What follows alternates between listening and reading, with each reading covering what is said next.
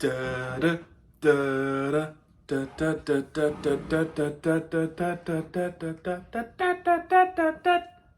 The Sharks somehow, some way, had beat the New England Free Jacks at home.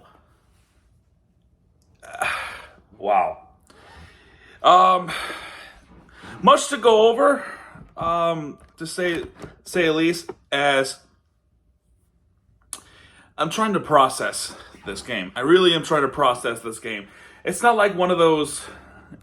It's not like one of those things where it's like, oh my gosh, we actually held on. No. I know, right? Thank you so much. There's fireworks going on. It's Memorial Day weekend. It's pretty understandable. But I'm speechless. It's not like one of those things where you hold on to the lead.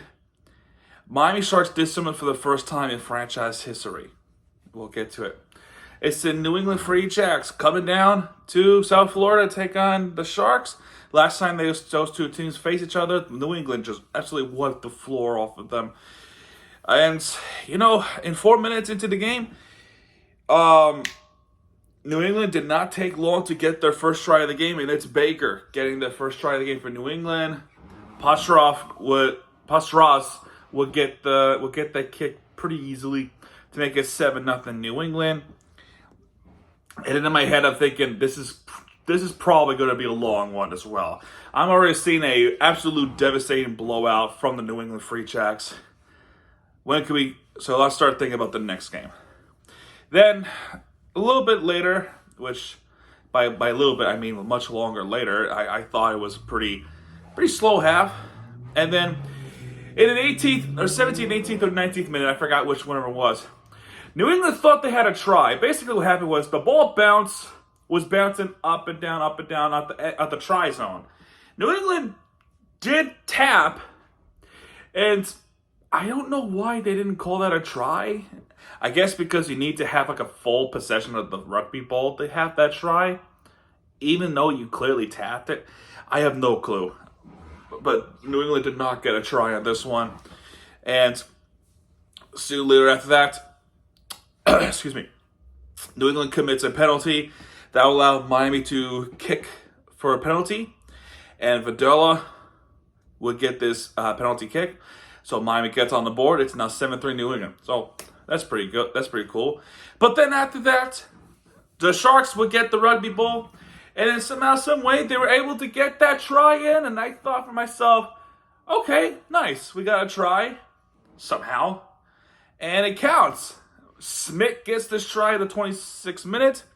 Videla would kick the 2-point conversion. And that was no good. I mean, that was no even close. Jeez. So it's 8-7. That wound up being a halftime score through the first half. But Miami would keep committing penalties. And what's so frustrating is, I get they're a young franchise and they're still a brand new team. But my gosh, what is it, week? Let me double check really quickly. I don't remember. I don't care. It's game 11. What is it? 4 plus 7 equals 11. Yeah, game 11. You would think they would figure this out by now with all the penalties. They just were not able to figure it out. They keep knocking the ball on. They just keep making mistakes. And then those mistakes happen, and it allows New England to get those penalty kicks. Patras at the 36th minute and the 38th minute. And he missed both of them. So 2 kicks in a row from Patras, and he doesn't convert any of them. That is a breath. That's a fresh air of breath for the Miami Sharks to think, okay, he didn't make this kick. Maybe we can finally figure something out in the second half. That's what the halftime score is at 8-7. Not even 2 minutes in, Miami commits yet another stinking penalty. This time, Patras does make this penalty kick. It's now 10-8 New England. And they had the lead for pretty much majority of the second half. Now, I get there's mistakes, but I have a bone to pick with the referee decisions. I don't care if we won the game. I want consistency. And what I saw from the referees tonight, and New England fans can even agree with me, although I think it's still kind of hurt that they lost the game. That's besides the point. The point here is what I saw with this referee crew is that they keep mixing up signals. For example, referee goes this way, indicate, oh, this is going against Sharks, or excuse me, they're going for the Sharks, and then completely reverses it like this, and it's in favor of New England, and then a clip. What are we doing? It's some of the stupidest things I've seen. You are a referee. You know the rules. You know the signals. You can't be and it wouldn't be the only time. It would happen constantly. And I see Sharks players clapping like, hey, yeah, they committed a turnover. But then they freaking mix up the signal, and then New England still had the possession. What is going on with this referee decisions? So, Idleman gets a yellow card for something. I don't know what they give a yellow card for. And then in the 57th minute, there would be a TMO review because a fight was going to break loose. And Bailey gets a yellow card in the 57th minute. Immediately after Idleman gets a yellow card, so it would be a 14-on-14, if I'm not mistaken. But what happened was, with this yellow card, he did something to our Sharks player. Sharks players got pissed off. They want to beat the crap out of him. They want to fight. They were legitimately going to fight each other, folks. So there was some retaliation. They were going to break things up. Bailey, guilty of starting the whole thing, and he gets a yellow card. Justifiably so. Good. Get him to the sin bin.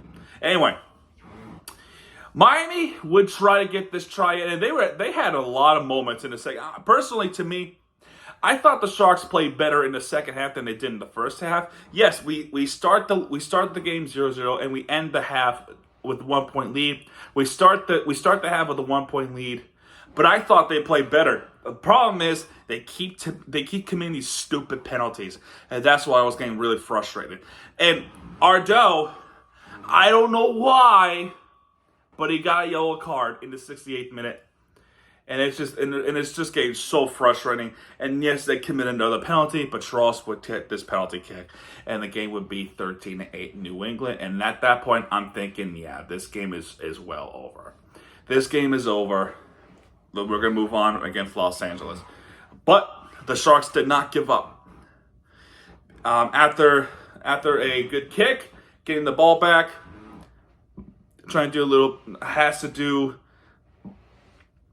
get the ball back to their hands, because I don't think they're gonna want to do a penalty kick. They're gonna want to get this try, so they do that, trying to find open lanes, and they were trying to get something in.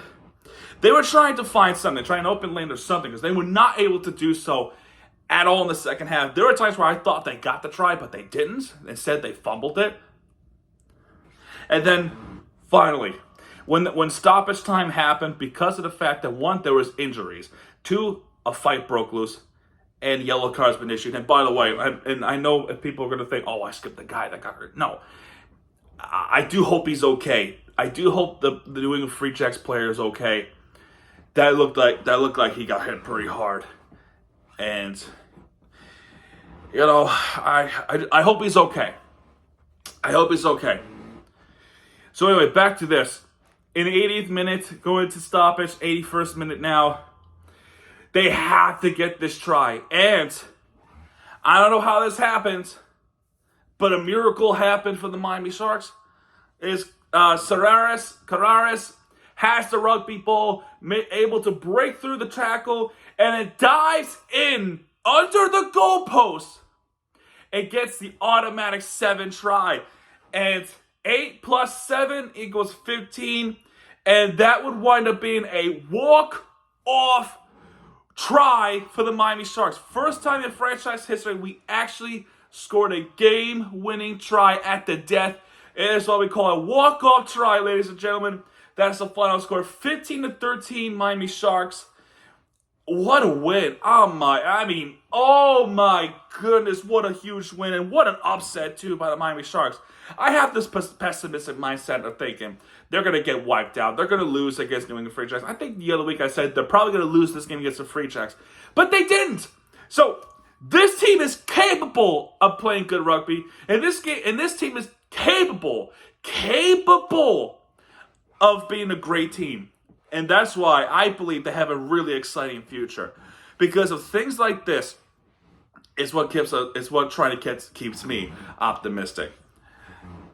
So a huge win for the Miami Sharks. Oh my goodness, you have no idea how big of the win this is, folks. Even if you're not a rugby fan, you're a regular subscriber, you have to understand, if you watch this team this season, and I think some of you are, but if in case you're not, New England Free Jacks is one of the top teams in the Major League Rugby right now.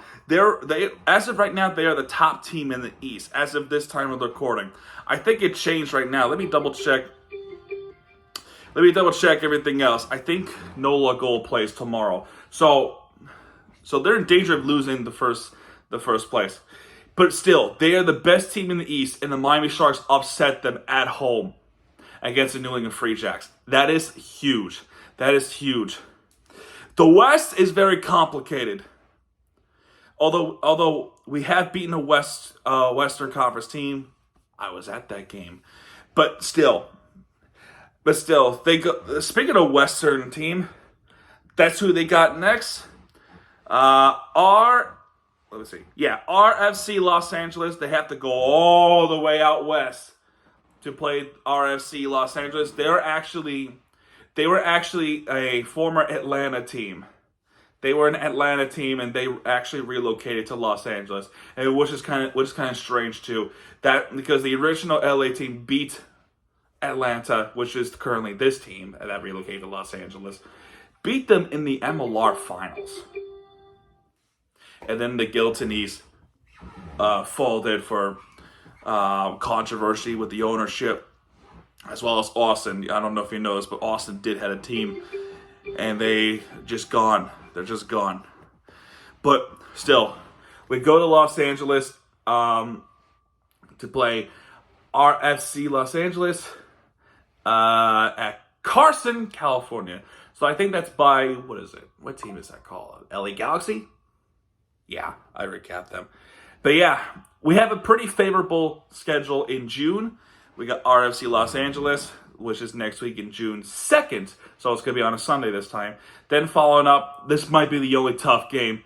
We got NOLA Gold. They're looking for revenge against us, but it's going to be at home. And it's a Sunday as well.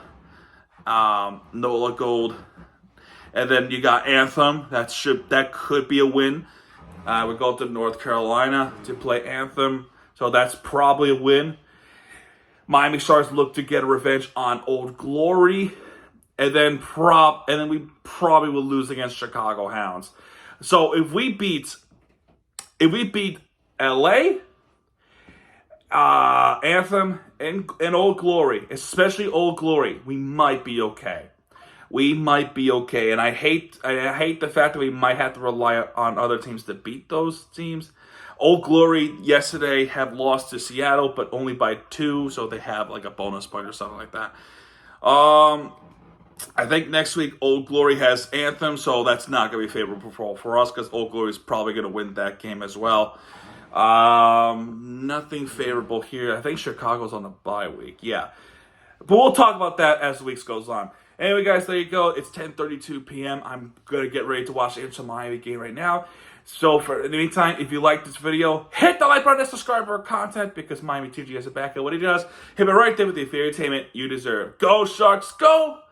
Vamos. And I'll see you guys next time. Good night, everybody.